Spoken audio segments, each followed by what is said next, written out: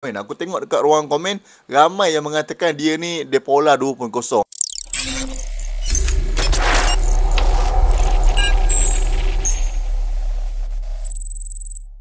Assalamualaikum dan salam sejahtera. Bertemu lagi kita dalam channel 433 Malaysia. Okey geng, untuk video kali ni aku nak share lah dengan korang semua tentang perlawanan yang melibatkan skuad Harimau Malaya kita.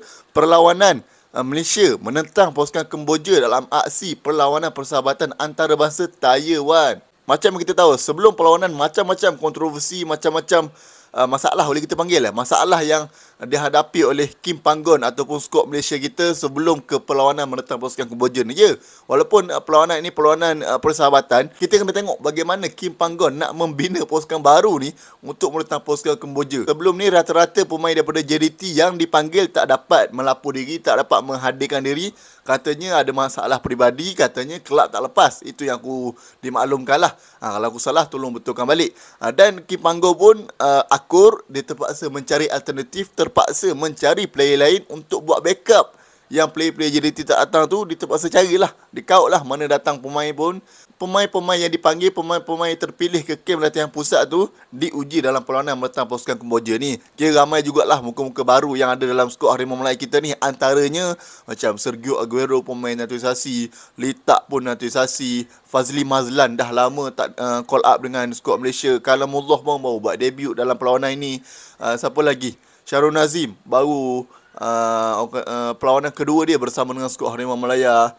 Ruven Tira pemain yang masih lagi muda, Alif Izzuan pemain Selangor 2. Ramai lagi lah pemain-pemain yang boleh dikategorikan sebagai muka-muka baru dalam kem latihan pusat kali ni. Kita biarkan masalah ataupun kontroversi tu berlalu dengan pergi. Kita move on. Kita tengok apa yang kita ada sekarang. Kita looking forward apa yang kita ada sekarang ni.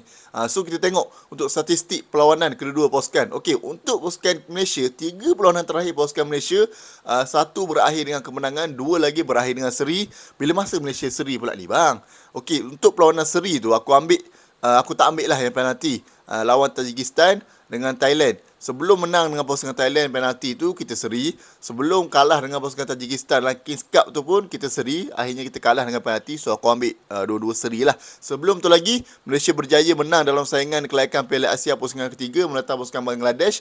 Menang dengan jaringan 4-1. So 1 menang, 2 seri. Untuk pasukan Kemboja pula, okey, mereka seri sekali, mereka kalah 2 kali. Okey, time bila mereka seri bang? Okey, mereka seri tak silap aku lawan Afghanistan dalam saingan kelayakan Piala Asia.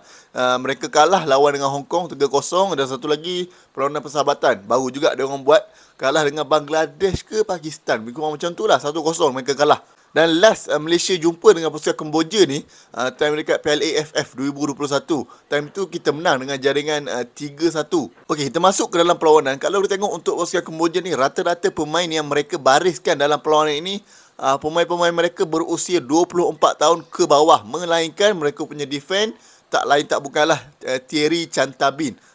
Dia ni bukanlah asing dalam saingan bola sepak kita. Pernah bermain untuk pasukan Terengganu, pernah bermain untuk pasukan Perak. Jadi Thierry Chantabin saja pemain yang orang kata veteran lah dalam first half ni bersama dengan pasukan Kemboja. Selain daripada itu, semua pemain-pemain Kemboja dalam first half ni bawah 24 tahun. Untuk skuad Malaysia pula, sebenarnya aku tak sangka lah yang Kim Panggon ni diberani turunkan pemain-pemain yang tak ada caps lagi bersama dengan skuad Harimau Malaya dalam perlawanan menentang pasukan Kemboja ni. Yelah, betul lah orang cakap perlawanan persahabatan ni bukan ada apa pun. Cuma nak test stamina, nak test keserasian apa semua. Cuma, yelah, dia orang ni tak ada cap lagi. Tapi Kim Panggon ni berani ambil risiko, turunkan mereka. Antaranya ialah Syamil Izzuan, pemain Sarawak United, Litak sendiri, David Rolly, siapa lagi? Syarul Nazim baru 2 caps. Stuart Wilkin tak ada lagi caps. Kalamullah pun first debut untuk Malaysia dalam perlawanan ni. Kim Panggon ni dia ambil risiko untuk turunkan pemain-pemain ni. Tapi nyata tak mengecewakan pemain-pemain yang diturunkan dalam first half ni. Memang betul menunjukkan aksi yang baik, menunjukkan aksi cemerlang lah dalam first half ni. Walaupun adalah dalam separuh masa pertama ni kita tengok beberapa pemain yang dekat dia punya kelab tak dapat minit permainan tapi masih lagi diturunkan oleh Kim Panggon dalam skuad Malaysia dalam first half ni menentang pasukan Kemboja. Contohnya macam Lita, kita nampaklah yang pada awal-awal tu dia macam tak boleh nak catch up tau dengan game ni. So aku risau, ni Litak ni boleh kena kecam lepas ni. Tapi selepas daripada tu kita menampak yang Litak ni macam dah mula panas enjin, dah serasi apa semua. So kita tengok dia boleh bawa game ni. So tak ada masalah lah untuk dia. Dan dalam 5 ke 10 minit yang pertama, Faisal Halim pun Kapten Pasukan jarang mendapat bola. Sebab yalah mungkin baru nak settle down apa semua. So dia jarang mendapat bola. Selepas daripada itu, barulah dia start panas enjin, start meletup, dia mula jadikan gol. Dia dengan Litak kombinasi memang baik. Sebab pengalaman pernah main dengan pasukan Terengganu apa semua. Dua-dua ni pernah main dengan pasukan Terengganu musim lepas. So saya tak ada masalah lah untuk membina kombinasi terbaik dalam perlawanan ni. Dan untuk David Rolly pula, dia boleh menyekat hantaran-hantaran daripada udara, daripada pemain-pemain lawan. So aku tengok benda tu berfungsi lah daripada tactical Kim Panggon sendiri, meletakkan David Rolly sebagai defensive midfielder pasukan Malaysia dalam perlawanan ni. Walaupun ada beberapa hantaran daripada David Rolly ni yang nampak macam, engkau ni apa hal lah pasti macam ni, engkau ni apa hal lah buat macam ni. Itu sekali-sekala daripada David Rolly. Untuk Syamil Izzuan pula, aku boleh berikan pujian kepada dia untuk debut kali pertama dia bersama dengan skuad Harimau Melaya. Walaupun nampak agak kekok, tapi dia berjaya menserasikan. Dia berjaya menyesuaikan diri dia dengan intensiti perlawanan apa semua. Yelah, dia baru first debut apa semua, tapi nampak dia dah macam serasi lah. Boleh dipertimbangkan lagi lah untuk bawa dia ke Piala AFF nanti. Dan masuk separuh masa kedua, Kim Panggon ada melakukan beberapa pertukaran, antaranya mengeluarkan Darren Lock, mengeluarkan Faisal Halim, Safawi Rashid masuk, Litak pun keluar, Sergio Aguero masuk untuk memberikan game time kepada pemain-pemain yang muka-muka baru ni lah. Dan untuk Sergio Aguero ni, bukanlah aku seorang yang komen. Aku tengok dekat ruang komen, ramai yang mengatakan dia ni Depola 2.0. Aku tak rasa yang Sergio Aguero ni bakal menjadi Depola 2.0. Sebab Sergio Aguero ni, kalau kau nak tahu, dia bukan pure striker, dia bukan bermain nombor 9. Dia bukan pemain nombor 9. Dia bermain di kedudukan nombor 10. Dia backup striker saja. Dia turun bawah, kutip bola, dia passing ke orang. Dia nak score boleh, cuma jarang-jarang ada lah dia score. Cuma dia bukan striker nombor 9 yang pure macam Syarif Fikri, Ronald Lengah Wanja, siapa lagi. Macam pemain-pemain pure striker. Dia bukan pure striker, dia duduk nombor 10. So untuk Kim Panggon dalam perlawanan dia, aku rasa dia cuba kot letak Sergio Aguero dekat nombor 9. Nak tengok Sergio Aguero ni boleh pergi ke tidak. Ternyata tak boleh pergi.